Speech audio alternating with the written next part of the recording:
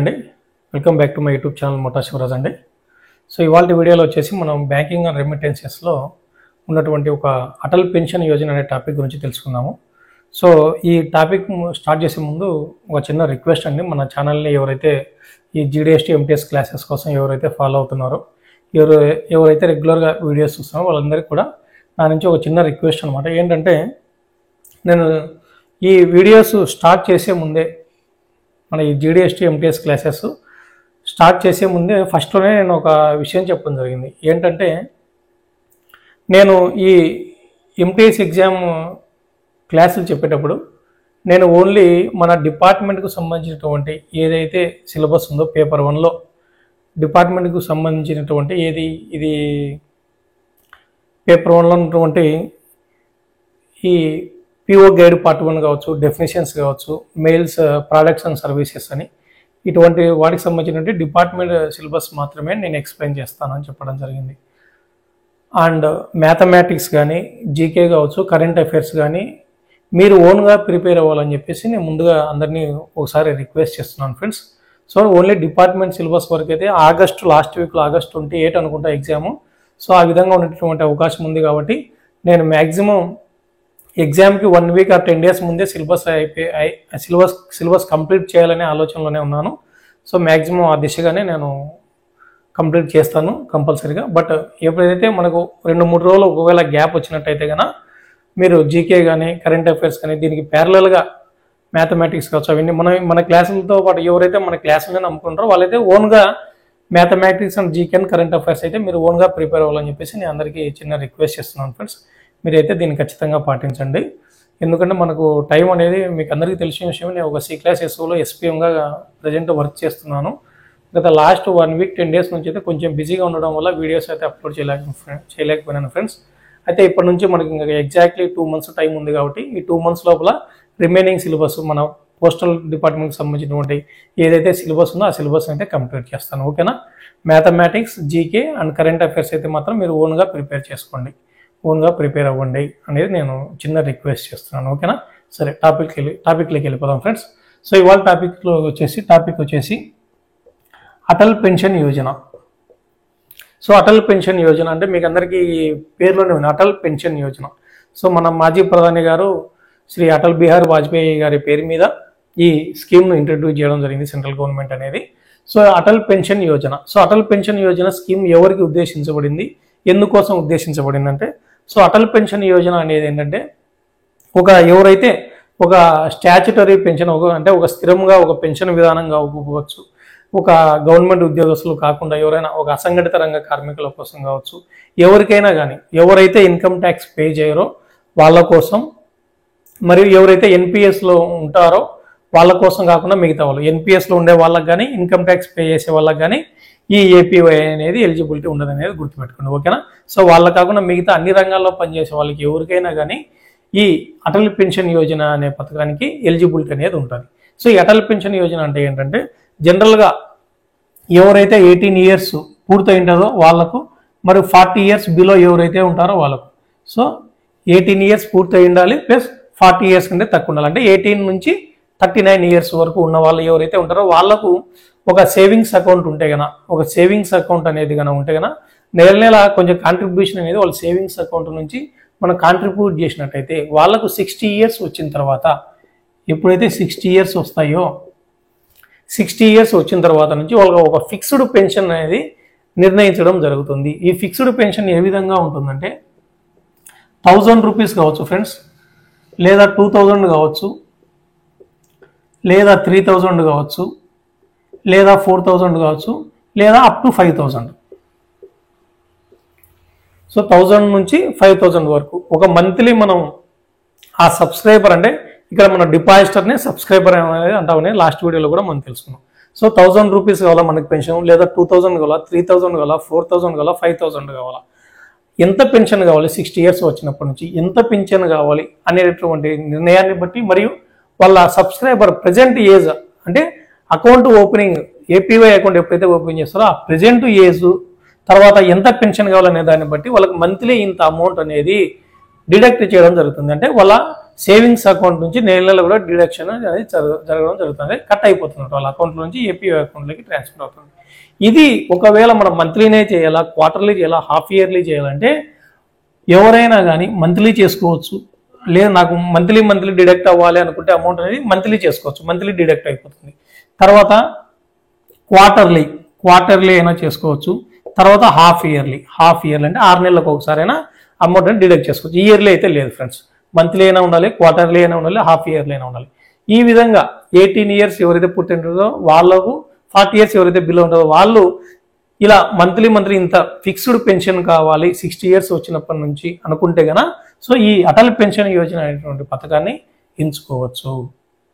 ఒకవేళ ఎవరైతే income tax pay చేస్తుంటారో వాళ్ళు కానీ, ఒకవేళ నేషనల్ పెన్షన్ సిస్టమ్ ఎన్పిఎస్ కానీ, లేదంటే ఒక ఫిక్స్డ్ పెన్షన్ అనేది ఏదైనా వస్తుంటే కన్నా అటువంటి వాళ్ళు మాత్రం దీనికి ఎలిజిబిలిటీ ఉండదు అనేది గుర్తుపెట్టుకోండి. వాళ్ళు కాకుండా మిగతా వాళ్ళందరూ కూడా దీనికి ఏపీ అటల్ పెన్షన్ యోజన స్కీమ్లో జాయిన్ అవ్వడానికి అర్హులే, ఎలిజిబిలిటీ అనేది ఉంటుంది. అలాగే మన డిపార్ట్మెంట్లో జీడిఎస్ వాళ్ళు ఎవరైతే ఎస్డిబిఎస్ కిందకి వస్తారో వాళ్ళు కూడా ఈ ఏజ్ మధ్యలో ఉంటే గన ఈ ఏపీవై అకౌంట్ కూడా చేసుకోవచ్చు. అలాగే డిపార్ట్మెంట్ ఉద్యోగులు కూడా ఎవరైతే ఇన్కమ్ ట్యాక్స్ పే చేయడానికి ఉండదో, ఇన్కమ్ ట్యాక్స్ పే చేయరో వాళ్ళు కూడా ఈ ఏజ్ను బట్టి ఉన్నట్లయితే వాళ్ళు కూడా అటల్ పెన్షన్ యోజన పథకాన్ని ఉపయోగించుకోవచ్చు. జీడిఎస్ వాళ్ళకు ఎస్డిబిఎస్ ఉంది కదా, ఎందుకు ఈ ఏపీవైకి ఎలిజిబిలిటీ ఇచ్చారంటే ఎస్డిబిఎస్లో ఒక ఫిక్స్డ్ పెన్షన్ అనేది నిర్ణయించలేదు. వాళ్ళు రిటైర్ అయిన తర్వాత ఎస్డిబిఎస్ ద్వారా వచ్చినటువంటి అమౌంట్ అనేది ఒక ఫిక్స్డ్ అమౌంట్ అనేది ఎవరు కూడా చెప్పడానికి కుదరదు. కాబట్టి జీడిఎస్ వాళ్ళకు కూడా ఒకవేళ ఎస్డిబిఎస్లో ఉన్నా కానీ వాళ్ళు సర్వీస్ డిశ్చార్జ్ బెనిఫిట్ స్కీమ్లో ఉన్నా కానీ ఈ ఏపీవైలో జాయిన్ అవ్వచ్చు అనేది గుర్తుపెట్టుకోండి. తర్వాత ఒకవేళ మనకు ఈ సబ్స్క్రిప్షన్ అమౌంట్ అనేది మంత్లీ అవ్వాలనుకుంటే మంత్లో ఏ డేట్లో అయినా కానీ అమౌంట్ అనేది డిడక్ట్ అయిపోతుంది. ఆ మంత్ వచ్చే ముందుకే మనము బ్యాలెన్స్ అనేది మినిమం బ్యాలెన్స్ కావచ్చు, ఈ సబ్స్క్రిప్షన్ అమౌంట్ ఎంత ఉంటుందో ఆ అమౌంట్ మనం బ్యాలెన్స్ అనేది ఖచ్చితంగా మెయింటైన్ చేయలేదని గుర్తుపెట్టుకోండి.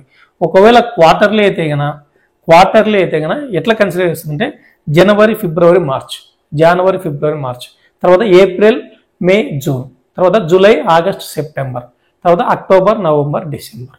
సో 1 నుంచి 3 నెలలకు 1, తర్వాత 4 నుంచి 4, 5, 6, తర్వాత జూలై నుంచి సెప్టెంబర్ వరకు, తర్వాత అక్టోబర్ నుంచి డిసెంబర్ వరకు. ఇది క్వార్టర్ అనమాట. ఈ క్వార్టర్లో ఏదైతే మంత్ స్టార్టింగ్లో ఉంటుందో ఆ ఫస్ట్ మంత్లోనే ఏ రోజైనా కానీ ఆ క్వార్టర్లీ ప్రీమియం ఏదైతే ఉంటుందో సబ్స్క్రిప్షన్ అమౌంట్ అనేది కట్ అవబోతుంది. ఒకవేళ ఈ 4-6 నెలల మధ్యలో ఉన్నట్టయితే 4వ నెలలోనే కట్ అయిపోతుంది. ఇక్కడ 1వ నెలలోనే, ఇక్కడ 7వ నెల, ఇక్కడ 10వ నెలలోనే. ఈ క్వార్టర్లో ఫస్ట్ మంత్ ఆఫ్ ది క్వార్టర్లోనే ఏ డేలో అయినా కానీ ఆ మంత్లో అమౌంట్ అనేది డిడక్ట్ అయిపోతుంది అనేది గుర్తుపెట్టుకోండి. తర్వాత హాఫ్ ఇయర్లీకి వచ్చేసరికి ఏంటంటే ఏప్రిల్ నుంచి సో ఏప్రిల్, మే, జూన్, జూలై, ఆగస్ట్, సెప్టెంబర్, ఓకేనా, సెప్టెంబర్ వరకు, ఏప్రిల్ నుంచి సెప్టెంబర్ వరకు ఒక హాఫ్ ఇయర్, తర్వాత అక్టోబర్ నుంచి మార్చి వరకు ఒక హాఫ్ ఇయర్ అనమాట, ఓకేనా. April to September and October to March అనేది ఒక హాఫ్ ఇయర్లో కూడా స్టార్టింగ్ ఏదైతే మంత్ ఉంటుందో ఆ ఫస్ట్ మంత్లోనే ఆ హాఫ్ ఇయర్లీ సబ్స్క్రిప్షన్ అమౌంట్ అనేది డిడక్ట్ అయిపోవడం జరుగుతుంది. ఒకవేళ సఫిషియంట్ బ్యాలెన్స్ కానీ మనం మెయింటైన్ చేయకపోతే దీనికి ఏపీఓలో డిఫాల్ట్ ఫీ ఏ విధంగా ఉంటుందంటే ఫస్ట్ 100 రూపీస్ వరకు సబ్స్క్రిప్షన్ అనేది సబ్స్క్రిప్షన్ అమౌంట్, ఆ ప్రీమియం కావచ్చు, అమౌంట్ కావచ్చు, సబ్స్క్రిప్షన్ అమౌంట్ అనేది 100 రూపాయల వరకు ఉంటే కన్నా ₹1 ఉంటుంది అన్నమాట డిఎఫ్ అనేది. తర్వాత 101 నుంచి ఒకవేళ 500 రూపీస్ వరకు ఉన్నట్టయితే కన్నా ₹2 చేయడం జరుగుతుంది. తర్వాత 501 నుంచి 1000 రూపీస్ వరకు సబ్స్క్రిప్షన్ అమౌంట్ ఉన్నట్టయితే ₹5 డిఎఫ్ కలెక్ట్ చేయడం జరుగుతుంది. ఒకవేళ 1001 నుంచి ఉన్నట్టయితే ఇంకా ఆ పైన ఎంతన్నా ఉండని ₹10 డిఎఫ్ అనేది కలెక్ట్ చేయడం జరుగుతుంది అనేది గుర్తుపెట్టుకోండి. తర్వాత ఇక్కడ వచ్చేసి ఒక ఏపీవై అకౌంట్ను ఏ విధంగా ఓపెన్ చేయాలి, ఈ అకౌంట్ను ఓపెన్ చేసేటప్పుడు యాక్టివిటీస్ ఏ విధంగా జరుగుతాయి, ఒక పోస్ట్ ఆఫీస్లో కావచ్చు, ఒక నోడల్ ఆఫీస్ అంటే ఏంటి, నోడల్ ఆఫీస్ అనేది ఈ పోస్ట్ ఆఫీస్లో జరిగేటువంటి పర్యవేక్షించడానికి ఒక నోడల్ ఆఫీస్ అనేది ఉంటుంది.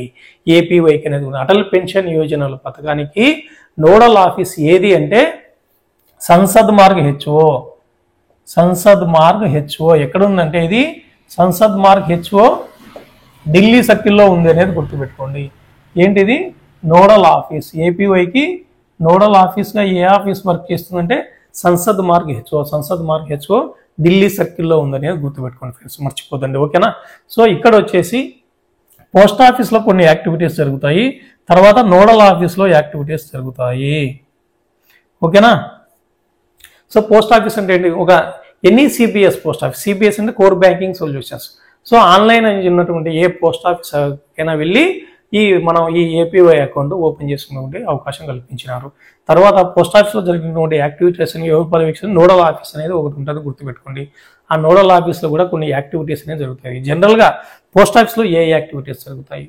పోస్ట్ ఆఫీస్ అంటే ఒక సబ్స్క్రైబర్ కావచ్చు, ఒక డిపాజిటర్ అంటారు కదా. డిపాజిటర్ ఫస్ట్ పోస్ట్ ఆఫీస్ని సందర్శించి ఒక ఏపీఐ అకౌంట్ ఓపెన్ చేయాలంటే ఒక అప్లికేషన్ ప్రారంభిస్తే, సో ఇక్కడ పోస్ట్ ఆఫీస్లో ఫస్ట్ ఇక్కడ ఉన్నటువంటి సిబిఎస్ పోస్ట్ ఆఫీస్లో ఏం చేస్తారంటే యాక్టివిటీస్ ఏం జరుగుతుందంటే సబ్స్క్రైబర్ రిజిస్ట్రేషన్ అప్లికేషన్ ఫామ్ అని ఉంటుంది. ఏపీఐ అకౌంట్ ఓపెన్ చేస్తే మన జనరల్గా ఎస్బీఆర్డీ ఓపెన్ అకౌంట్ ఓపెనింగ్ ఫామ్స్ ఏ విధంగా ఉంటాయో, సో ఒక ఏపీఐ అకౌంట్ ఓపెన్ చేయడం కూడా సబ్స్క్రైబర్ రిజిస్ట్రేషన్ అప్లికేషన్ ఫామ్ అనే ఒకటి ఉంటుంది.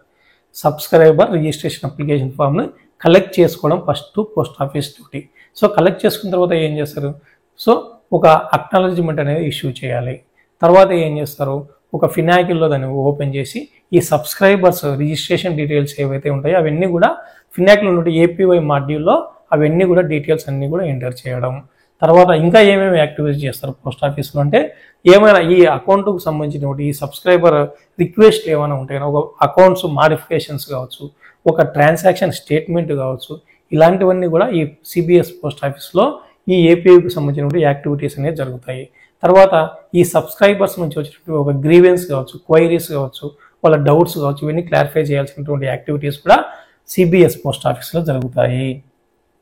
సిబిఎస్ పోస్ట్ ఆఫీస్ ఇప్పుడు ఆల్మోస్ట్ అన్ని కూడా సిబిఎస్ పోస్ట్ ఆఫీస్లో, అన్ని పోస్ట్ ఆఫీస్లోనూ మనకు ఆన్లైన్లో జరుగుతుంది, ఫినాకిలే రన్ అవుతుంది కాబట్టి సో ఆల్మోస్ట్ అన్ని కూడా సిబిఎస్ పోస్ట్ ఆఫీస్లే. తర్వాత ఈ సిబిఎస్ పోస్ట్ ఆఫీస్లో అన్నీ ఏమంటారంటే మనం ఎన్పిఎస్ లైట్ కలెక్షన్ సెంటర్.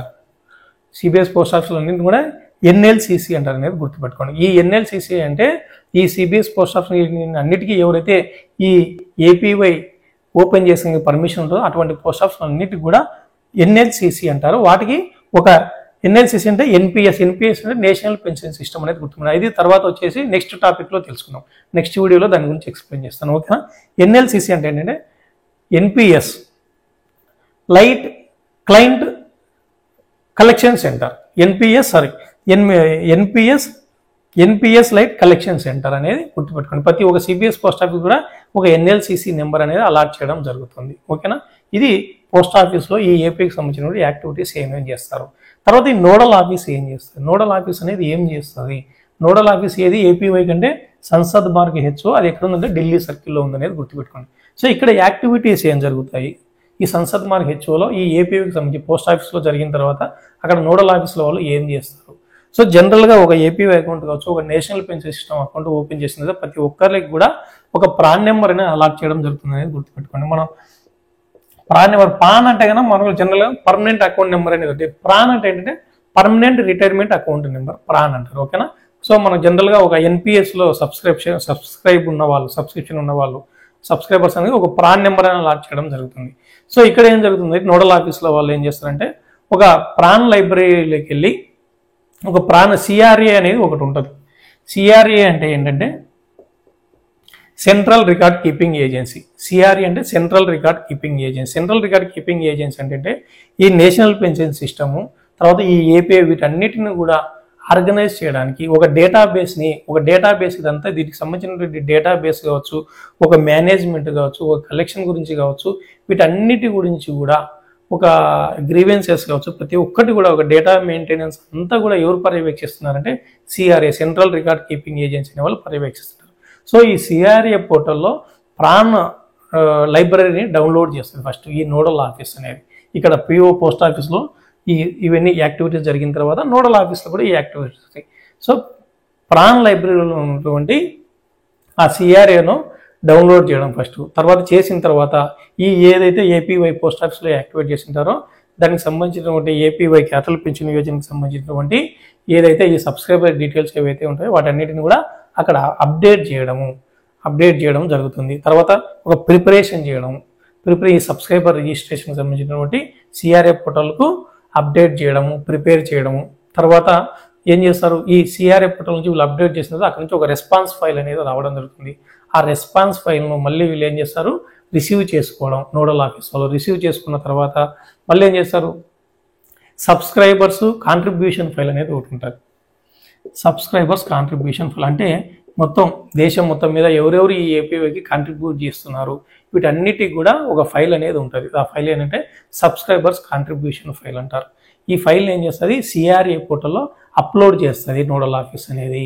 తర్వాత ఏం చేస్తుందంటే ఈ నోడల్ ఆఫీస్ అనేది ఏం చేస్తుంది, సంసద్ మార్క్ హెచ్ఓలో ఏం జరుగుతుందంటే ఈ సబ్స్క్రైబర్స్ కాంట్రిబ్యూషన్ ఫైల్ అనేది ఉంటుంది కదా, ఆ సబ్స్క్రైబర్ కాంట్రిబ్యూషన్ ఫైల్లో ఎవరెవరైతే కాంట్రిబ్యూట్ చేశారో ఎంత అమౌంట్ అయితే కాంట్రిబ్యూట్ చేసి ఆ అమౌంట్ కూడా ఎవరికి పంపిస్తారంటే ట్రస్టీ బ్యాంక్స్, ఏ బ్యాంక్స్ అయితే మనకు ఈ స్కీమ్తో పాటు టైఅప్ అయి ఉంటాయో అటువంటి బ్యాంక్స్ అన్నిటికి కూడా ఆ కాంట్రిబ్యూషన్ అనేది అది రిమిట్ చేయడం జరుగుతుంది అనేది గుర్తుపెట్టుకోండి, ఓకేనా. తర్వాత వచ్చేసి ఈ మనకు ఈ పోస్ట్ ఆఫీస్ లెవెల్లో యాక్టివిటీస్ ఏం జరుగుతాయి, నోడల్ ఆఫీస్లో యాక్టివిటీస్ ఏం జరుగుతాయి తెలుసుకున్నాం. తర్వాత ఒక అమౌంట్ ఫిక్స్డ్ అమౌంట్ పెన్షన్ అది 1000 నుంచి 5000 వరకు ఉంటుందని తెలుసుకున్నాము. తర్వాత డిఎఫ్ అనేది ఏ విధంగా ఉంటుందనేది తెలుసుకున్నాము. తర్వాత ఎవరెవరు చేయాలి అనేది తెలుసుకున్నాం. ఇప్పుడు జనరల్గా మనం అందరం సేవింగ్స్ స్కీమ్ చదువుకుంటే ఒకవేళ డెత్ కేసెస్ వస్తే ఏమిటి పరిస్థితి, ఇక్కడ డెత్ కేసెస్లో మనం కొన్ని విషయాలు తెలుసుకోవాలి ఫ్రెండ్స్.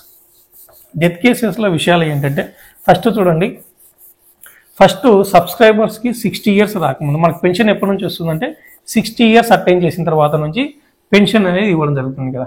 60 ఇయర్స్ రావాలి అవునా, 60 ఇయర్స్. సో 60 అనేది మనం జనరల్గా సెంటర్ పాయింట్ చేసుకున్నాం ఇక్కడ. ఫర్ ఎగ్జాంపుల్కి వచ్చేసి ఒక సబ్స్క్రైబర్కు ఫస్ట్ కేసులో సో 60 క్రాస్ అయినాడు, 60 అబోవ్ అనుకుందాం. సో 60 అబోవ్ ఉంది, పెన్షన్ తీసుకుంటున్నాడు సబ్స్క్రైబర్. సో 60 అబోవ్ అనేది పెన్షన్ తీసుకునేటప్పుడు చనిపోతే గన 60 ఇయర్స్ అబోవ్ తర్వాత చనిపోతే గన ఏమవుతుంది, సో 60 ఇయర్స్ అబోవ్ తర్వాత చనిపోతే గన ఆ పెన్షన్ అనేది నామినీకి, నామినీ అంటే స్పౌజ్కి ఇస్తారు. ఫస్ట్ పెన్షన్ అనేది స్పౌజ్కి ఇస్తారు. సో అప్పుడు ఇష్యూ అనేది ఏం లేదు. ఇక్కడ ఏం చేస్తారు, 60 ఇయర్స్ అబోవ్ తర్వాత 60 ఇయర్స్ అబోవ్ పెన్షన్ తీసుకుంటున్నాడు నెల నెల, తర్వాత అతను చనిపోతే గన వెంటనే ఎవరికి ఇస్తారు, అదే పెన్షన్ స్పౌజ్కి ఇస్తారు. ఒకవేళ ఆ స్పౌజ్ కూడా చనిపోతే గన 60 ఇయర్స్ వరకు ఈ సబ్స్క్రైబర్ అమౌంట్ పే చేసినప్పుడు దాన్ని కాంట్రిబ్యూట్ చేసినప్పుడు 60 ఇయర్స్ వచ్చేంత వరకు ఎంతైతే పెన్షన్ అనేది అక్యూములేట్ అయ్యిందో, అంటే అతను కట్టినటువంటి అమౌంట్ కావచ్చు, గవర్నమెంట్ కాంట్రిబ్యూషన్స్ కావచ్చు, తర్వాత దానికి వచ్చినటువంటి రిటర్న్స్ ఇంట్రెస్ట్తో కలిపి ఆ అమౌంట్ అనేది స్పౌజ్ కూడా చనిపోతే ఎవరికి ఇస్తారంటే నామినీకి ఇస్తారు, నామినీకి ఇస్తారు అనేది గుర్తుపెట్టుకోండి, ఓకేనా. ఇప్పుడు నెక్స్ట్ కేసులో వచ్చేసి ఇప్పుడు 60 ఇయర్స్ తర్వాత చనిపోతే ఇది ప్రాబ్లం. ఒకవేళ 60 ఇయర్స్ బిఫోర్ చనిపోతే, 60 ఇయర్స్ కంటే ముందే చనిపోతే కనుక 60 ఇయర్స్ కంటే పే చేస్తున్నాడు, మంత్లీ సబ్స్క్రిప్షన్ అమౌంట్ పే చేస్తున్నాడు. 60 ఇయర్స్ కంటే ముందే చనిపోతే ఏమవుతుందంటే స్పౌజ్కు అవకాశం ఇస్తారు. దేనికి, స్పౌజ్కి కంటిన్యూ చేసుకునేదానికి అవకాశం ఇస్తారు. ఎప్పటివరకు కట్టుకోవాలి, ఈ ఒరిజినల్ సబ్స్క్రైబరు 60 ఇయర్స్ ఏజ్ ఎప్పుడైతే ఉంటుందో ఆ 60 ఇయర్స్ ఏజ్ వచ్చేంత వరకు కూడా ఈ స్పౌజ్కి ఆ కాంట్రిబ్యూషన్స్ని కంటిన్యూ చేయడానికి అవకాశం ఇస్తారు. అంటే ఈ స్పౌజ్ అనేది ఆ కాంట్రిబ్యూట్ చేసినట్టయితే అమౌంట్ను ఏపీ వేయకుండా కంటిన్యూ అయిపోతుంది. ఆ తర్వాత పెన్షన్ కూడా ఈ స్పౌజ్కి ఇచ్చేస్తారు, ఓకేనా. ఇది ఇంకోటి. తర్వాత ఒకవేళ 60 ఇయర్స్కి ముందే వాలంటరీ ఎగ్జిట్ అయినట్టయితే, వాలంటరీ అంటే స్వచ్ఛందంగా వైదొలగడం. స్వచ్ఛందంగా వైదొలగడం అంటే నాకు ఈ అకౌంట్ వద్దని అనుకుంటే కన్నా ఈ 60 ఇయర్స్కి ముందే డెత్ కేసెస్ కాకుండా జనరల్గా ఫస్ట్ వచ్చేసి 60 ఇయర్స్ కంటే ముందే చనిపోతే కన్నా స్పౌజ్కి అవకాశం ఇస్తారు ఒకటి. లేదా ఒకవేళ డెత్ కాకుండా టర్మినల్ ఇల్నెస్ అయినా కానీ ఒకవేళ డెత్ కేసెస్ అయినా వద్దు, కంటిన్యూ చేసుకోకూడదు, క్లోజ్ చేసుకోవాలనుకున్నారు, కంటిన్యూ వద్దు క్లోజ్ చేసుకోవాలనుకున్నారు, అప్పుడు ఏం చేస్తారంటే కన్నా వీళ్ళు ఎంతైతే ఈ సబ్స్క్రైబర్ ఎంత అమౌంట్ పే చేసిన ఆ అమౌంట్కు, తర్వాత గవర్నమెంట్ కాంట్రిబ్యూట్ చేసిన దానికి, తర్వాత వాళ్ళకు ఎంత అమౌంట్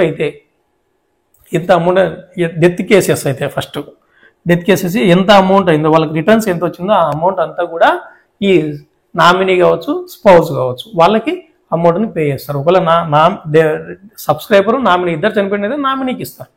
సబ్స్క్రైబర్ అండ్ స్పౌజ్ ఇద్దరు చనిపోయినట్టయితే, ఒకవేళ సబ్స్క్రైబర్ ఎవరు చనిపోయినట్టయితే ఆ అమౌంట్ ఏందో 60 ఇయర్స్కి ముందే డెత్ కేసెస్ కానీ టర్మినల్ ఇల్నెస్ కానీ అంటే పూర్తిగా ఇంకా కోలుకోలేని వ్యాధులు, తీవ్రమైనటువంటి వ్యాధులు వచ్చినప్పుడు పరిస్థితుల్లో 60 ఇయర్స్ ముందే క్లోజ్ చేసుకుంటే కన్నా వాళ్ళు కట్టినటువంటి అమౌంట్, తర్వాత గవర్నమెంట్ కాంట్రిబ్యూషన్ కావచ్చు, తర్వాత వాళ్ళకి వచ్చిన రిటర్న్స్ ఎంతైతే ఇంట్రెస్ట్ ఉంటుందో అక్యూములేట్ అయింటుంది, అంతవరకు ఎంతైతే ఇంట్రెస్ట్ వచ్చిందో ఆ అమౌంట్ అంతా కూడా వీళ్ళకి పే చేస్తారు. ఒకవేళ సబ్స్క్రైబర్ డైడ్ అయితే కనుక స్పౌస్కి ఇస్తారు. ఒకవేళ ఇద్దరు చనిపోయింటే కనుక నామినీ ఎవరైతే ఉంటారో వాళ్ళకు ఇస్తారనమాట.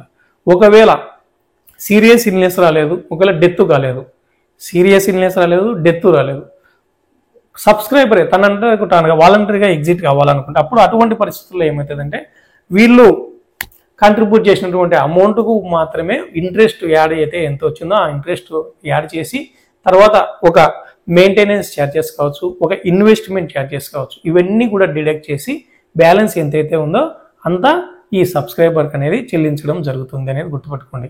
తర్వాత గవర్నమెంట్ కాంట్రిబ్యూషన్స్ కానీ దానికి వచ్చినటువంటి ఇంట్రెస్ట్ కానీ ఈ వాలంటరీ ఎగ్జిట్లో ఈ సీరియస్ ఇల్నెస్ కానీ లేదా డెత్ కేసెస్ కానీ కాకుండా ఉన్నట్టయితే ఆ విధంగా చెల్లించడం జరుగుతుంది అనేది గుర్తుపెట్టుకోండి. ఓకేనా?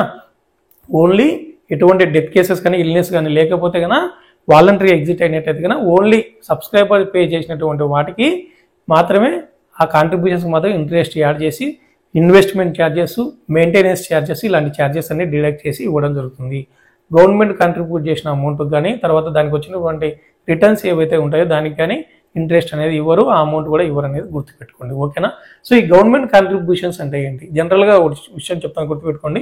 ఎప్పుడైతే ఈ అకౌంట్ 2015-16 ఫైనాన్షియల్ ఇయర్లో 2015-16 ఫైనాన్షియల్ ఇయర్లో మార్చి 31/3/2016 కంటే ముందే 31/3/2016 కంటే ముందే ఎవరైతే అకౌంట్ ఓపెన్ చేసింటారో ఈ ఏపీ అకౌంట్ వాళ్ళకి దాదాపుగా 2019-2020 ఫైనాన్షియల్ ఇయర్ వరకు కూడా 50% ఆఫ్ ది కాంట్రిబ్యూషన్, ఒక సంవత్సరంలో 50% కాంట్రిబ్యూషన్ అంటే సబ్స్క్రైబర్ పే చేసినటువంటి కాంట్రిబ్యూషన్ 50% ఎంత ఉంటుందో అంత కానీ లేదా 1000 రూపాయలు కానీ 1000 రూపీస్ కానీ దీనిలో మినిమం ఏది ఉంటే అంత గవర్నమెంట్ కాంట్రిబ్యూట్ చేస్తుంది, అంటే గవర్నమెంటే పే చేస్తుంది. 2015-16 తర్వాత 16-17 తర్వాత 17-18 తర్వాత 18-19 అండ్ 2019-21 2 3 4 5 ఫైనాన్షియల్ ఇయర్స్ వరకు గవర్నమెంట్ కాంట్రిబ్యూట్ చేస్తుంది అనేది గుర్తుపెట్టుకోండి. ఓకేనా? అది ఒకసారి ఇంట్రడ్యూస్ చేసిన సందర్భంగా ఆ స్కీమ్లో ఇది అనేది ఈ ఆఫర్ అనేది ఇవ్వడం జరిగింది. ఓకేనా? ఇది గుర్తుపెట్టుకోండి. ప్లస్ టోటల్గా ఇది ఒక అటల్ పెన్షన్ యోజన స్కీమ్ గురించి. ఓకేనా? ఏమైనా డౌట్స్ ఉంటే కనుక జస్ట్ కామెంట్స్లో ఒక కామెంట్ ఇవ్వండి, ఐ విల్ గివ్ రిప్లై. ఓకేనా? సో నెక్స్ట్ క్లాస్లో వచ్చేసి మనం NPS నేషనల్ పెన్షన్ సిస్టమ్ గురించి తెలుసుకుందాం ఫ్రెండ్స్. ఓకేనా? Thank you for watching.